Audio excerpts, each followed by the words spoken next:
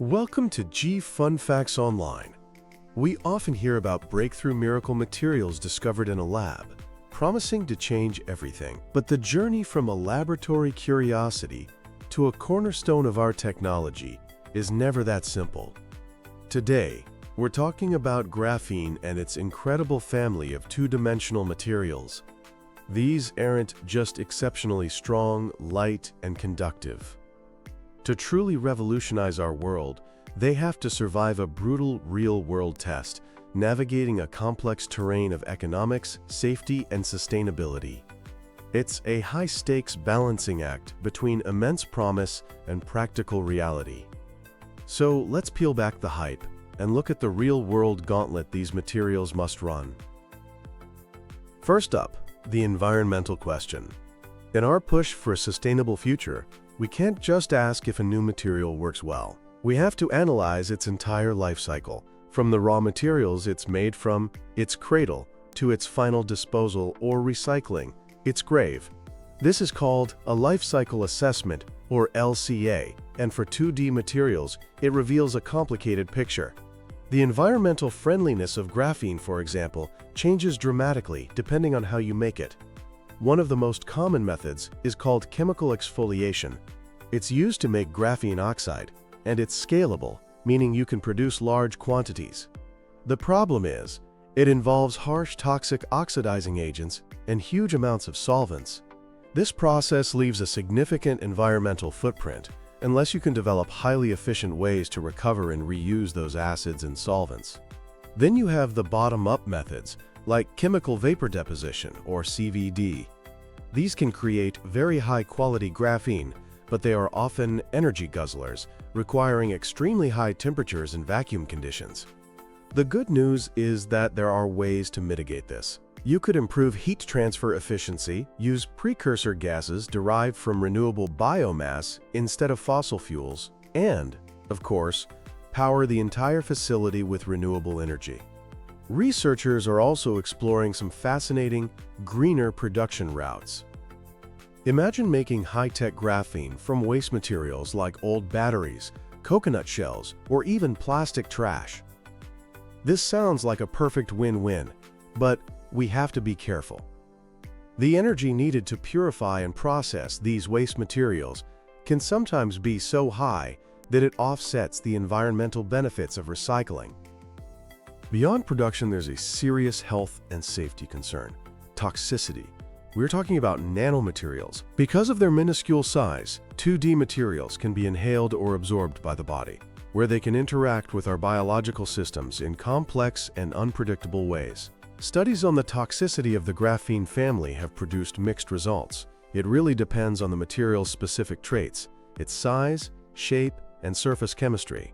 For instance, graphene oxide has shown some level of cytotoxicity, meaning it can be toxic to cells, in certain studies. Other forms of graphene appear to be much more benign. And what about the wider family of 2D materials beyond graphene? For many of them, like TMDs and MXenes, the research is still in its early days. Materials that contain heavy metals obviously require very careful investigation. Another concern is the degradation of materials like phosphorine. We need to know if its breakdown products could be toxic.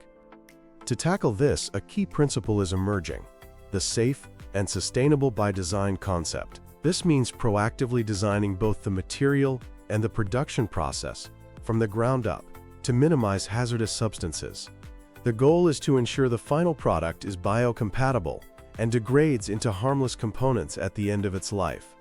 So far, most studies have only looked at the cradle-to-gate impact, that is, from raw material to the factory gate. But to get the full picture, we need a cradle-to-grave analysis. This would include the energy a material saves during a product's use phase and how it's recycled. For example, the high initial environmental cost of producing graphene for a car part might be completely outweighed if that part doubles the car's lifespan, reducing overall consumption and waste. Now, let's talk money. This is the economic gauntlet. To become mainstream, 2D materials have to compete with the undisputed champion of the electronics industry, silicon. Silicon is everywhere.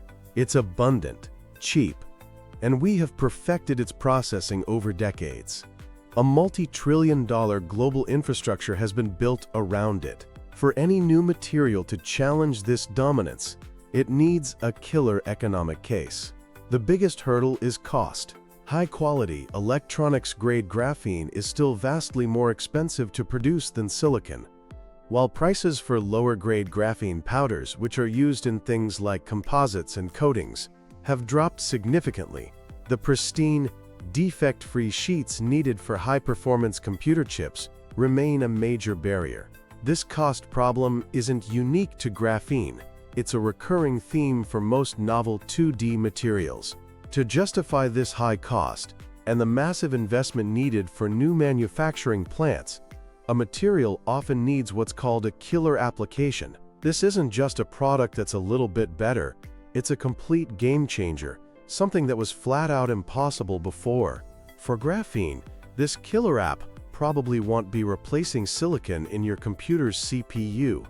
Instead, it will likely be in niche areas where silicon struggles, like ultra-high-frequency communications, truly flexible electronics, or highly advanced sensors. This points to the most likely path forward, complementing silicon, not replacing it. This strategy is part of a trend known as more than more. The idea is to augment standard silicon chips with new functionalities.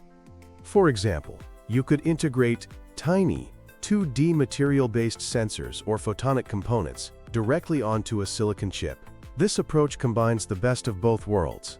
It leverages the existing, massive silicon infrastructure while introducing the unique capabilities of 2D materials. But even this requires immense capital investment. A key challenge is developing scalable manufacturing techniques that are compatible with the existing multi-billion-dollar fabrication plants, or fabs, that produce today's electronics. Progress in areas like roll-to-roll manufacturing for graphene films and wafer-scale growth of other 2D materials are crucial steps in this direction. The economic and environmental hurdles are substantial, but they aren't insurmountable. As production gets more efficient and sustainable, and as researchers pinpoint more high-value applications, the cost-benefit analysis will keep shifting in favor of these new materials.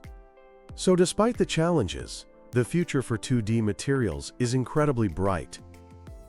We've moved from the initial wonder of graphene to an entire ecosystem of atomically thin crystals. We can stack them like atomic Legos and even use AI to predict the existence of new ones we haven't even made yet. As we look to the horizon, 2D materials are set to power entirely new technologies, pushing the boundaries of what's possible. Let's start with computing. For half a century, Moore's law has predicted the exponential growth of computing power. But that march is slowing as silicon transistors approach their fundamental physical limits. You simply can't shrink them much more. 2D materials offer a path forward, not just for smaller transistors, but for completely rethinking the architecture of computation itself. Take quantum computing, one of the grand challenges of modern science. Quantum computers rely on fragile quantum bits, or qubits, which are easily disturbed by environmental noise. 2D materials are emerging as a fantastic platform for building these. The atomically clean interfaces in stacked 2D structures can create a perfect, quiet environment for qubits. Furthermore, the ability to manipulate unique properties like electron spin in these materials offers new ways to encode and process quantum information. Then there's neuromorphic computing. As AI becomes more demanding, we need hardware that processes information more like the human brain, massively parallel and incredibly energy efficient. 2D materials are ideal for building the components of these brain-like systems. Researchers are using them to create memristors and artificial synapses that can remember the history of signals they've received, mimicking the learning process in our own brains. These devices could form the basis of new artificial sensory systems and ultra-low power AI. The impact goes far beyond computing. These materials could help solve some of humanity's most pressing challenges in health and the environment. Consider fresh water, an increasingly scarce resource. Membranes made from 2D materials like graphene oxide could revolutionize water purification. The concept is simple but powerful. Create a membrane that is just one or a few atoms thick, filled with precisely sized nanopores. These pores would be large enough for water molecules to pass through easily, but small enough to block salt ions, pollutants, and viruses. Such membranes promise to be dramatically more efficient and use far less energy than current desalination technologies, potentially making clean water affordable for everyone. In the energy sector, 2D materials are at the heart of the green transition. The immense surface area of materials like graphene and MXenes makes them ideal for high-capacity, fast-charging batteries and supercapacitors. For energy generation, the strong light-absorbing properties of other 2D materials are being used to create ultra-thin, flexible, and highly efficient solar cells. They are even being used to make promising new perovskite solar cells more stable and effective. In medicine, the ability of 2D nanomaterials to interact with biological systems at the cellular level is heralding a new era. Imagine using the large surface area of a 2D nanosheet to carry drug molecules directly to a cancer cell, minimizing the brutal side effects of chemotherapy. Or creating ultra-sensitive biosensors that can detect disease biomarkers in the tiniest amounts, enabling early diagnosis. They can even be used in tissue engineering, acting as strong biocompatible scaffolds to help regenerate bone and muscle. Their conductivity might even help regenerate damaged nerve cells.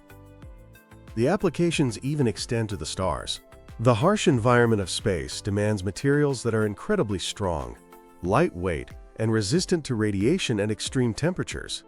2D materials are a perfect fit. Graphene-reinforced composites could dramatically reduce the weight of spacecraft and satellites, slashing launch costs. Graphene is also surprisingly effective at shielding against harmful space radiation, protecting both astronauts and sensitive electronics. Coatings made from 2D materials could protect spacecraft from extreme heat and corrosion. The journey from a lab wonder to a global technology is long.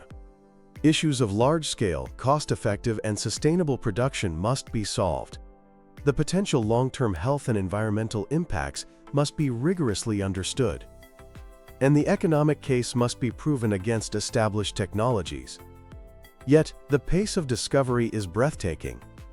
What started with a piece of graphite and some Scotch tape has blossomed into one of the most vibrant fields in science. Graphene was the spark, but the fire is now fueled by a whole family of two-dimensional wonders. We are only just beginning to scratch the surface of this flat, atomic world. This quest isn't just about finding a replacement for silicon. It's about building an entirely new foundation for the technology of the 21st century and beyond. The journey is far from over, and the best is almost certainly yet to come.